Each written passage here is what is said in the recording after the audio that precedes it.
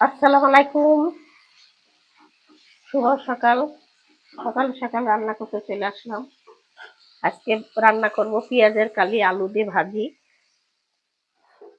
তার সাথে আমি এই পাতাকপিটা দিয়ে দেবো। পাতাকপিটা এখনো কাটি নাই, কাটতে পারি নাই, কাটবো। আমি এইটুকু আগে চড়াইনি। তা ভাই বোনেরা কেমন আছেন? আপনারা সবাই নিশ্চয়ই ভালো আছেন আল্লাহর রহমতে।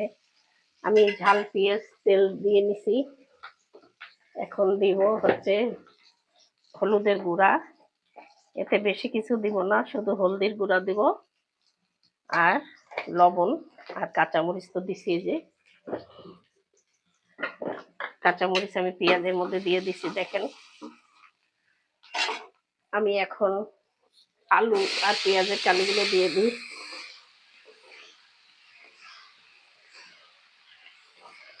আমি পাতাকপিটা বাছতে পারি নাই এখনো, কেটে নেবো এবার। এটা চড়াই দিয়ে কেটে ওর মধ্যে দিয়ে দেবো।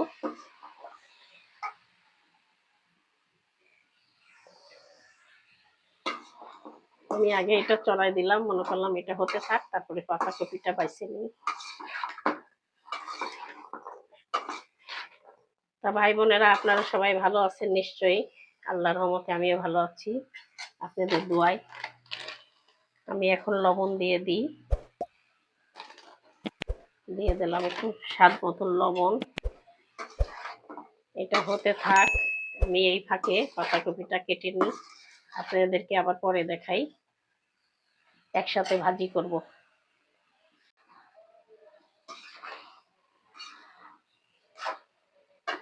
আমি এখন পাতাকপিটা দিয়ে দেবো। দেখেন আমার কাটা হয়ে গেছে। পাতাকপিটা কেটে আমি ধুয়ে নিছি। আমি দিয়ে দিলাম, নাড়া দিয়ে নিই। পাতাকপি, পেঁয়াজের কালি আর আলু একসাথে ভাজি করতেছি।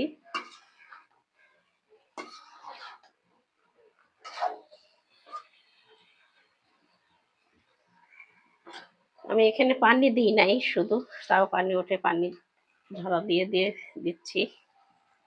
পানি দেব না, এইভাবেই হয়ে যাবে রান্না।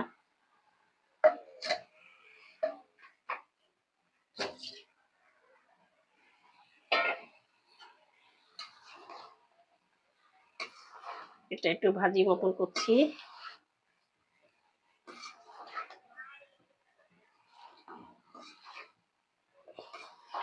হাঁড়ি ভরে গেছে, পরে কমে যাবে।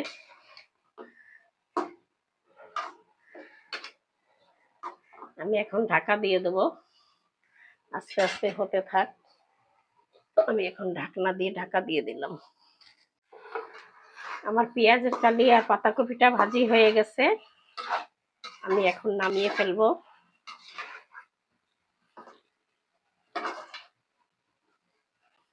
আমি নামাই ফেললাম।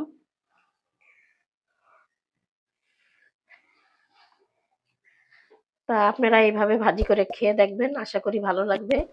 আমার কাছে ভালো লাগে তাই আমি করি। আমি এখানেই শেষ করলাম। আল্লাহ হাফেজ।